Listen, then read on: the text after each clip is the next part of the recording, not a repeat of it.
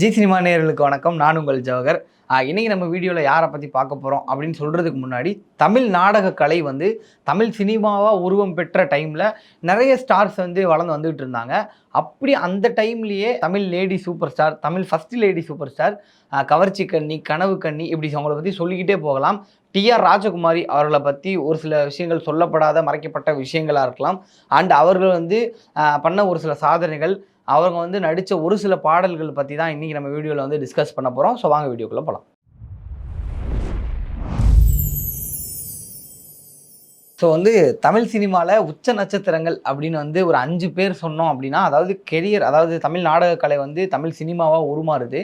அப்படி உருமாறுற டைமில் அதில் வந்து சூப்பர் ஸ்டாராக திகழ்கிறவங்க யார் யார் அப்படின்னு பார்த்தீங்கன்னா, பாகவதர், பியு சின்னப்பா, டிஎஸ் மகாலிங்கம், சிவாஜி கணேசன் அவர்கள், எம்ஜிஆர் அவர்கள் அப்படின்னு சொல்லி இந்த 5 நட்சத்திரங்கள் வந்து ஒரு பெரிய நட்சத்திரங்களாக அப்போதைய டைமில் சூப்பர் ஸ்டார்ஸாக இருந்தவங்க. அதுக்கப்புறம் சிவாஜி எம்ஜிஆர் அவர்களுக்கு இடையில் ஒரு பெரிய ஃபேன் பேஸ் உருவாகி அவங்க வந்துட்டு அந்த ரஜினி, கமல், விஜய், அஜித் அப்படின்றதுக்கு வித்திட்டவங்களா சிவாஜி எம்ஜிஆர் அவர்கள் அமைஞ்சா கூட, இந்த 5 நபர்கள் வந்து ரொம்ப முக்கியமானவர்களாக தமிழ் இண்டஸ்ட்ரியில் ஆரம்ப கட்ட காலங்களில் பார்க்கப்பட்டுச்சு. அவங்க தான் வந்து பாகவதர், பியு சின்னப்பா, டிஎஸ் மகாலிங்கம், சிவாஜி அவர்கள், எம்ஜிஆர் அவர்கள். இந்த 5 பேர் கூடயுமே டிஆர் ராஜகுமாரி அவர்கள் வந்து ஜோடியாக நடிச்சிருக்காங்க. அந்த ஒரே ஒரு பெரும் புகழ் வந்து டிஆர் ராஜகுமாரி அவர்களுக்கு மட்டுமே சேரும். ஏன்னா வந்துட்டு கெரியர் ஸ்டார்ட் பண்ணி அந்த ஷார்ட் பீரியட்லேயே வந்துட்டு 5 பேரும் உச்ச நட்சத்திரங்களோட நடித்த ஒரே ஒரு பெரிய நடிகை, கவர்ச்சி கன்னி, கனவு கன்னி நம்ம டிஆர் ராஜகுமாரி அவர்கள் மட்டும்தான். 8வது வரைக்குமே படிச்சிருந்த நம்ம டிஆர் ராஜகுமாரி அவர்கள் வந்துட்டு குடும்பத்தில் எல்லாருமே வந்துட்டு இந்த கலைப்பணி சம்மந்தமாக தான் வேலை பார்த்துட்டு இருக்காங்க. ஸோ நம்மளும் வந்து சினிமாக்குள்ளே போயிடலாம், நடிக்கலாம், நிறைய பணம் சம்பாரித்து நம்ம குடும்பத்தை வந்து நல்லபடியாக பார்த்துக்கலாம் அப்படின்னு ஒரு முடிவு எடுத்தும்போது, குஜலாம்பாள் அப்படின்னு சொல்லிட்டு தாய் வழி சொந்தமாக குஜலாம்பாள் அப்படின்னு சொல்லிட்டு ஒரு கர்நாடிக் சிங்கரை வந்து இருக்காங்க. அந்த குஜலாம்பாள் மூலியமாக நம்ம இவங்களை பிடிச்சே வந்து சினிமாக்குள்ளே போயிடலாம் அப்படிலாம் நினச்சிட்டு இருக்கும்போது, அவங்க மூலியமாக எந்த வாய்ப்பும் கிடைக்கலனா கூட எஸ்பிஎல் தனலட்சுமி இவங்களும் அவங்க வந்து ரிலேட்டிவ் தான். நான் முன்னாடியே சொல்லியிருந்த மாதிரி இவங்களோட சொந்தக்காரவங்க, இவங்களோட ஃபேமிலியில் எல்லாருமே வந்துட்டு சினிமா ஃபீல்டுக்குள்ளே தான் இருந்திருக்காங்க. ஸோ எஸ்பிஎல் தனலட்சுமி அவங்க மூலிமா போயிட்டு நிறைய இடத்துல வந்து பார்க்குறாங்க. ஆனால் வந்துட்டு நீ கருப்பாக இருக்கம்மா, நீ அழகா இல்லை, உனக்கு வந்துட்டு வசனமும் வந்து திக்கி திக்கி தான் பேசுகிற, ஸோ வந்து நீ நடித்தா செட் ஆகாதுன்னு சொல்லி எல்லா பக்கமும் வந்துட்டு அமுச்சு விட்றாங்க. அதுலேயும் குறிப்பாக அப்போது கொடி கட்டி பறந்துட்டு இருந்த இயக்குனர் அமர்நாத் அவர்கள்ட்டையுமே வந்து வாய்ப்பு கேட்டு போகிறாங்க நம்ம டிஆர் ராஜகுமாரி அவர்கள். ஆனால் சேம் இதே ரீசன் சொல்லி அவங்களை திருப்பி அனுப்பிச்சிடுறாங்க. ஸோ எஸ்பிஎல் தனலட்சுமி அவர்கள் வீட்டில் வந்துட்டு வீட்டு வேலைகள் செஞ்சுக்கிட்டு அவங்களுக்கு கொஞ்சம் உதவியாக இருந்துக்கிட்டு சர்வை பண்ணிகிட்டு இருக்கும்போது, அவங்க வீட்டுக்கு எஸ்பிஎல் தனலட்சுமியை புக் பண்ண வந்த ஒரு டைரக்டர் சுப்பிரமணியம், அவர் வந்து இவங்க காஃபி கொடுக்க வராங்க நம்ம டிஆர் ராஜகுமாரி அவர்கள். அவங்கள பார்த்துட்டு, நீ வந்து ரொம்ப கருப்பாக இருந்தாலும் ஆனால் அழகாக இருக்கம்மா, கேமரா கோணங்களுக்குலாம் வந்து நீ ரொம்ப அழகாக இருப்ப, அந்த ஆங்கிள்ஸ்லாம் வச்சோன்னா உன்னோட ஃபேஸ் வந்து ரொம்ப அழகாக தெரியும் அப்படின்னு சொல்லி, நீ நடிக்கிறியா அப்படின்னு கேட்டு அந்த இடத்துல வந்து புக் பண்ணுறாங்க. ஒரு நடிகையாக அவங்கள வந்து முடிவெடுத்து, ஓகே நீ தாம்மா என்னோட அடுத்த படத்துக்கு வந்து ஹீரோயின் அப்படிலாம் சொல்லி முடிவெடுத்து, அந்த இடத்துல தான் முதல் படம் வந்து டிஆர் ராஜகுமாரி அவர்களுக்கு வந்து கிடைக்குது. அவங்களோட கெரியருக்கான சினிமா கதவும் அந்த இடத்துல தான் திறக்கப்படுது. ஸோ இப்படி சுப்பிரமணியம் அவர்கள் மூலியமாக வந்துட்டு அமைஞ்ச படம் தான் குமார குலோத்துங்கன். இந்த படம் வந்துட்டு நல்லா ரெடி ஆகி, ஓகே டிஆர் ராஜகுமாரி அவர்கள் வந்து இந்த படத்தில் பெருசாக வந்து வலம் வர போகிறாங்க அப்படின்னு நினச்சிட்டு இருக்க டைமில் ஷூட்டிங் வந்து பாதியிலே நிற்கிது. இந்த படம் வெளிவராமலேயே போயிடுது, பாதியிலேயே முடிஞ்சிருது. ஸோ என்னப்பா அது ஸ்டார்ட் பண்ணும்போது இப்படி ஆயிடுதுன்னு சொல்லி ரொம்ப சங்கடப்பட்டாலும் கூட, தேவதாஸ் அப்படின்னு சொல்லி ஹிந்திலையும், ஹரிதாஸ் அப்படின்னு சொல்லி தமிழ்லையும் வந்துட்டு ஒரு 2 பெரும் படங்கள் வந்து கிடைக்கிது அவங்களுக்கு வாய்ப்பு. அதில் ஹரிதாஸ் அப்படின்றது தியாகராஜா பாகவதர் கூட ஒரு பெரிய நடிகர் கூட கிடைக்கிது. ஸோ அதில் வந்து நல்லபடியாக நடித்து தான் யாருன்றதை ப்ரூவ் பண்ணுறாங்க டிஆர் ராஜகுமாரி அவர்கள். இந்த படம் வந்துட்டு பார்த்தீங்கன்னா கிட்டத்தட்ட 3 தீபாவளிகளை வந்து கடக்குது. அதாவது அந்த டைம்லலாம் ஒரு படம் வந்து ரொம்ப நாட்கள் வந்து ஓடும். ஏன்னா ஒரு படம் எடுக்கிறதுக்கான டைமும் வந்து பார்த்தீங்கன்னா ரொம்ப வெகு நாட்கள் ஆகும். அந்த படம் வந்து திரையிடப்படுறதும் வந்து ரொம்ப நாட்கள் வந்து திரையிடப்படும். அப்படி இந்த படம் அதுலேயும் 3 தீபாவளிகள் வந்து திரையிடப்பட்டது. அப்போதைக்கு வந்து பிளாக் பஸ்டராக அமைஞ்சிச்சு. இப்பயுமே கூட 3 தீபாவளிகள் கிட்டத்தட்ட 3 வருடங்கள் ஓடின படம் ஒரே படம் ஹரிதாஸ். அது நம்ம டிஆர் ராஜகுமாரி அவர்கள் நடித்த ஹரிதாஸ் படம் தான். இதில் ஒரு பாடலும் வந்துட்டு ரொம்ப ஃபேமஸாக இருந்துச்சு.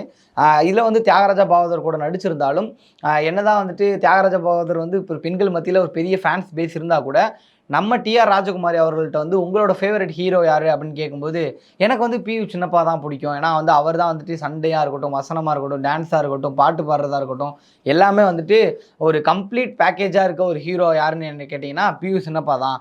அவர் தான் வந்து என்னோட ஃபேவரட் ஹீரோ அப்படின்னு வந்து டிஆர் ராஜகுமாரி அவர்கள் சொல்லியிருக்காங்க. ஸோ இப்படி படங்கள் வந்து வரிசையாக வந்துக்கிட்டே இருக்குது. ஆனால் அந்த டைமில் வந்து ஒரு நடிகர் ஆகுறோம், ஒரு ஒரு கதாபாத்திரம் வந்து ஏற்று நடிக்கிறோம், நம்மளுக்கான பிம்பம் வந்து ஃபேன்ஸ் மத்தியில் வேறு மாதிரி ஒன்று கிரியேட் ஆகும் அப்படின்ற பட்சத்தில் நம்ம வந்து இன்னும் அப்படியே இருக்கோம். நம்ம ஒரு வீடு கட்டணும்னு சொல்லி டிஆர் ராஜகுமாரி அவர்கள் வந்து ரொம்ப ஆசைப்படுறாங்க. அதனால என்னன்னா வந்துட்டு அதிகப்படியான படங்கள் நடிக்கிறாங்க, பெரிய பேர் புகழுக்கு உள்ளாகிறாங்க. டிஆர் ராஜகுமாரிக்காகவே படம் பார்க்க போகலாம், இவங்க நடிக்கிறாங்க அப்படின்றதுக்காகவே படம் பார்க்க வந்த கூட்டம் எக்கச்சக்கம் வந்து இங்கே இருக்குது. ஸோ அப்படி ஒரு ஃபேன் பேஸ் வந்து கிரியேட் ஆனதுக்கப்புறம் வந்து வீடு கட்ட ட்ரை பண்ணுறாங்க.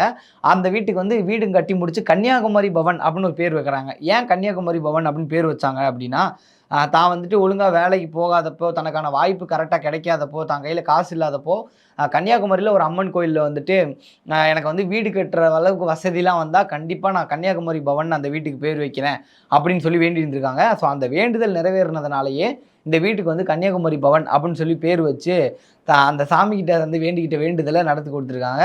ஸோ இந்த வீட்டுக்கு கன்னியாகுமரி பவன் அப்படின்னு அவங்க டிஆர் ராஜகுமாரி பேர் வைக்க இது ஒரு முக்கிய காரணமாக இருந்திருக்கு. இப்படி கவர்ச்சி கண்ணி, கனவு கண்ணின்லாம் பில்டப் கொடுக்குறியா, ஆனால் எந்த படத்தில் இவங்களுக்கான அந்த ரோல் வந்து ஓகே இது வந்து இவங்களுக்காக வரலாம் ஃபேன்ஸ் அப்படின்னு சொல்லி எந்த படத்தில் மாறுச்சு அப்படின்னு கேட்டிங்கன்னா, கச்சை தேவயானி அப்படின்னு சொல்லி ஒரு படம் பண்ணுறாங்க.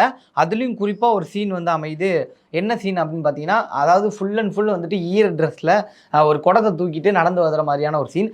அது வரும்போதே வந்துட்டு அப்போ இருந்த பெருசுங்களுக்கு இலசங்களுக்குன்ற மாதிரி எல்லாருக்குமே வந்து மனசில் ஒரு மாதிரி காதல் துள்ளாட்டம் போட்டுருந்துருக்குன்னே சொல்லலாம். ஏன்னா அந்த மாதிரியான கதாபாத்திரங்களை ஏற்று நடிக்கிறது வந்து ஒரு பெரிய விஷயம் கிடையாது. ஆனால் நடிக்கிறத மக்கள் ஏற்றுக்கணும்.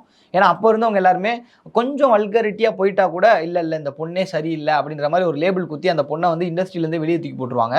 அப்படி இருக்கிற பட்சத்தில் ரொம்ப துணிச்சலாக இறங்கி நடித்து அதை வந்து ஃபேன்ஸும் வந்து மக்களும் வந்து ஏற்றுக்கிட்டு அவங்களுக்கு ஒரு அங்கீகாரம் கொடுக்கறது இல்லை.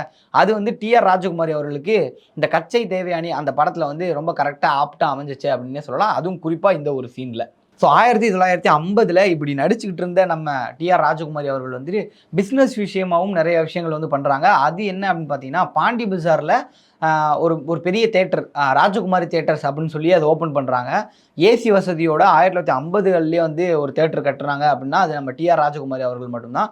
அந்த தேட்டரில் வந்து அப்போ இருந்த உச்ச நட்சத்திரங்கள் எல்லாருமே ஹாலிவுட் படங்கள் பார்க்குறதா இருக்கலாம், இல்லை பிற மொழி படங்களை வந்து பார்க்குறதுக்கும் அந்த தேட்டருக்கு தான் வந்ததாகவும் சொல்லப்படுது. இந்த தேட்டரை வந்து 1950 பொங்கல் சமயத்தில் வந்து எஸ்எஸ் வாசன் அவர்கள், ஜெமினி பிக்சர்ஸோட எஸ்எஸ் வாசன் அவர்கள் வந்துட்டு திறந்து வச்சதாகவும் சொல்லப்படுது. இந்த தேட்டர் வந்து கிட்டத்தட்ட 30 ஆண்டுகள் வந்து நடைமுறையில் இருந்ததாகவும் அதுக்கப்புறம் அந்த தேட்டர் வந்து சரிவர போகாதனால மூடப்பட்டதாகவும் தகவல்கள் வந்து இருக்குது. ஆனால் முதல் ஏசி வசதியோட பெரிய செலிபிரிட்டிஸ்லாம் வந்து பார்க்குற அளவுக்கு ஒரு தேட்டர் செட்டப் வந்து சென்னையில் பாண்டி பஜாரில் வச்சது நம்ம டிஆர் ராஜகுமாரி அவர்கள் தான். இது மட்டும் இல்லை, ஆர்ஆர் பிக்சர்ஸ் அப்படின்னு சொல்லி ஒரு ப்ரொடக்ஷனும் வந்து ஸ்டார்ட் பண்ணாங்க. அதில் வந்துட்டு ப்ரொடக்ஷனில் வந்து பத்மினி அந்த மாதிரியான ஒரு சிறந்த நாட்டிய கலைஞர்கள்லாம் வந்து அறிமுகப்படுத்தினாங்க. அதில் வந்து ஆர்ஆருக்கு அர்த்தமே என்ன அப்படின்னு பார்த்தீங்கன்னா, ராஜகுமாரி ராமண்ணா. அப்போ இருந்து ஸ்டார்டிங்லேருந்து வந்து தன்னோட தம்பியை வந்து ரொம்ப ப்ரொடக்ட் பண்ணிகிட்டே இருந்திருக்காங்க ராஜகுமாரி அவர்கள். அதனால தான் இந்த ப்ரொடக்ஷன் ஸ்டார்ட் பண்ணனால மட்டுமே தான் இவர் இயக்குனர் அண்ட் வந்து ப்ரொடியூசராகவும் ஆக முடிஞ்சிச்சு அப்படின்னு சொல்லி சுற்று வட்டாரங்களில் பேசினாங்க. பட் ஆனால் ராமண்ணாவும் நிறைய ஹிட்டுகள் வந்து கொடுத்துருக்காரு அவரோட கெரியரில். தன்னோட கடைசி நாட்கள் வரைக்குமே கல்யாணம் அப்படின்ற ஒன்றை வந்து எதிர்பார்க்கவும் இல்லை. தனக்குன்னு ஒரு துணையை தேடிக்கிறாம சினிமா நடிப்பு, தன்னோட தொழில், தன்னோட தம்பி, தன்னோட குடும்பம் அப்படின்னு மட்டுமே வாழ்ந்துட்டு போன ராஜகுமாரி அவர்கள் இப்படி இருக்க ஒரு பக்கம், ராமண்ணா அவர்கள் வந்து ஆனால் தொடர்ச்சியாக 3 கல்யாணம் வரிசையாக அடுத்து பண்ணிக்கிறாங்க. ஆனால் இதை பற்றி தம்பிக்கிட்ட வந்து ஒரு கருத்து வேறுபாடு கூட எழுந்ததில்லை அப்படின்னு சொல்லி சண்டை போட்டதும் கிடையாது அப்படின்னு சொல்லி அவங்கள சுற்றி இருந்தவங்க வந்து சொல்கிறாங்க. என்னோட வாழ்க்கை இவ்வளோ தான், என்னோட குடும்பத்தை பார்த்துக்கணும், என்னோட விஷயங்களை வந்து நல்லபடியாக பண்ணணும், என் தம்பிக்கு வந்து ஒரு லைஃப் செட் பண்ணி கொடுக்கணும், இவ்வளோ தான் நான் யோசிச்சது அப்படின்ற அளவுக்கு தான் அவங்களோட வாழ்க்கை இருந்திருக்கு. ஸோ 1999 வந்து அவங்க இறந்துடுறாங்க.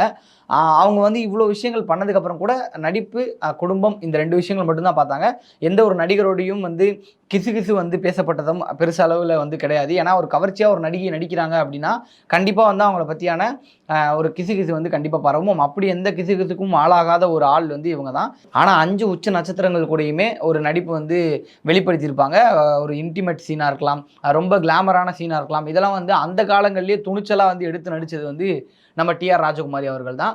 இவங்க வந்து ஒரு சில பாடல்கள் வந்து ஒரு 5 நட்சத்திரங்கள் கூடயும் நடித்த பாடல்களை பற்றி நம்ம டிஸ்கஸ் பண்ணலாம்னு நினைக்கிறேன். அந்த வரிசையில் முதல் பாடல், இந்த பாடல் வந்துட்டு நிறைய பேருக்கு வந்து தெரிஞ்சிருக்கும், நிறைய பேருக்கு தெரியாது. பட் ஆனால் இந்த பாடலை வந்து சொன்னா அப்படின்னா நிறைய பேர் ட்ரோல் மெட்டீரியலாக தான் இப்போ பார்க்குறாங்க. ஆனால் வந்த புதுசில் அந்த பாடல் வந்து ஒரு பயங்கரமான வைப் கிரியேட் பண்ண பாடல் அந்த டைமில். ஸோ தியாகராஜ பாகவதர் அவர்கள் நடித்து நம்ம டிஆர் ராஜகுமாரி அவர்கள் வந்து அவங்களுக்கு ஜோடியாக இருந்த ஹரிதாஸ் படத்தில் இடம்பெற்ற மன்மத லீலையை வென்றார் உண்டோ.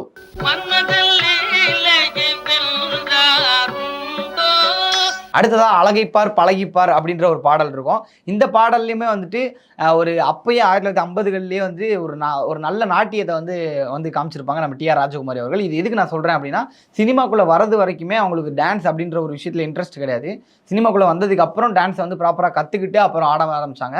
இந்த பாட்டில் வந்து அவங்களோட டான்ஸ் வந்து அப்பட்டமாக நல்லா தெரிஞ்சிருக்கும். நல்லா டான்ஸ் ஆடுறாங்க, ஆட முடியும் டிஆர் ராஜகுமாரி அவர்களால் அப்படின்றத வெளிப்படுத்தியிருப்பாங்க இந்த பாடல் மூலியமா. என்னை பார் என் அழகை பாரு கண்ணாலே ரெண்டு கண்ணாலே.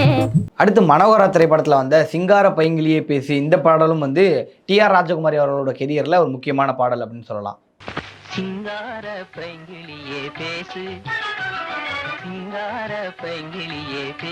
அடுத்ததா சோக்கு போட்ட நவாப்பு அப்படின்ற ஒரு பாடல். இந்த பாடலில் வந்துட்டு கிட்டத்தட்ட அந்த டான்ஸும் இருக்கும், அவங்களோட எக்ஸ்பிரஷன்ஸும் வந்து வேற லெவலில் இருக்கும். இப்போலாம் வந்துட்டு அவங்களுக்கு ஒரு ஃபேன்ஸ் வந்து கிரியேட் ஆகியிருந்த டைமு. இந்த பாடலுக்கு வந்து அப்போது அந்த கொட்டாயில் வந்து கொட்டாயின்னு தான் சொல்லுவாங்க, தேட்டர்னு சொல்ல மாட்டாங்க. ஸோ அந்த கொட்டாயில் வந்துட்டு வேலை முடிச்சுட்டு வந்து டான்ஸ்லாம் பாட்டு பாடி அந்த என்ஜாய் பண்ணாத ஆட்களே இல்லை அப்படின்ற அளவுக்கு இந்த பாடல் வந்து அந்த டைமில் ஒரு ட்ரெண்டில் இருந்த பாடல் சோக்கு போட்ட நவாப்பு.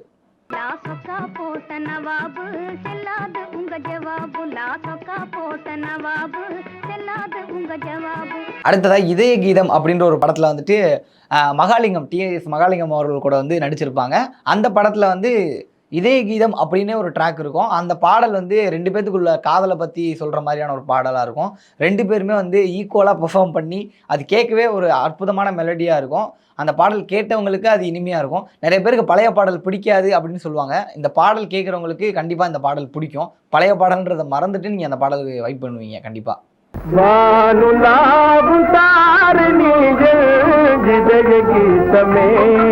அடுத்ததா பியு சின்னப்பா வந்து இவங்களோட பர்சனல் ஃபேவரட் அப்படின்றத நம்ம முன்னாடியே சொல்லியிருந்தோம். அவங்களும் வந்து நிறைய இடங்கள்ல வந்து சொல்லியிருக்காங்க.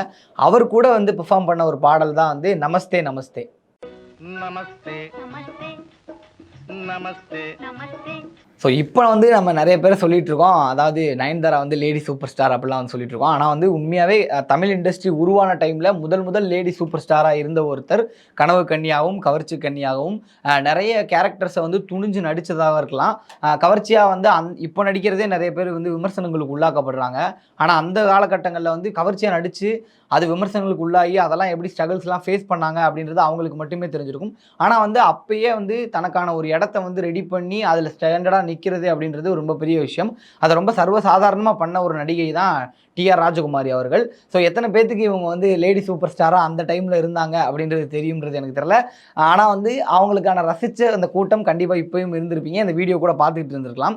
ஆனால் இப்போ இருக்க மக்களுக்கு கண்டிப்பாக டிஆர் ராஜகுமாரி யாரு அப்படின்றது இந்த வீடியோ பார்க்குற முன்னாடி தெரிஞ்சிருக்காது. கண்டிப்பாக இந்த வீடியோ பார்த்ததுக்கப்புறம் உங்களுக்கு கண்டிப்பாக தெரியும். ஸோ இந்த வீடியோ பிடிச்சிருந்தா லைக் பண்ணுங்கள். பழைய பாடல்கள் பழைய நடிகர்கள்லாம் வந்துட்டு கொஞ்சம் அவங்க யார் என்னென்ன படம் நடித்தாங்க அப்படின்றலாம் கொஞ்சம் இன்ட்ரெஸ்ட்டாக தேடி பார்க்குற உங்கள் ஃப்ரெண்ட்ஸுக்கு இந்த வீடியோ ஷேர் பண்ணுங்கள். மறக்காமல் ஜி சினிமா சேனலுக்கு சப்ஸ்கிரைப் பண்ணுங்கள். இதே மாதிரி நிறைய நடிகர்களை பற்றி உங்கள்கிட்ட நான் வீடியோ எடுத்துகிட்டு வரேன். அது வரைக்கும் உங்கள்கிட்ட டாடா பேசி கிளம்புறது நான் உங்கள் ஜோகர். Tata, by by.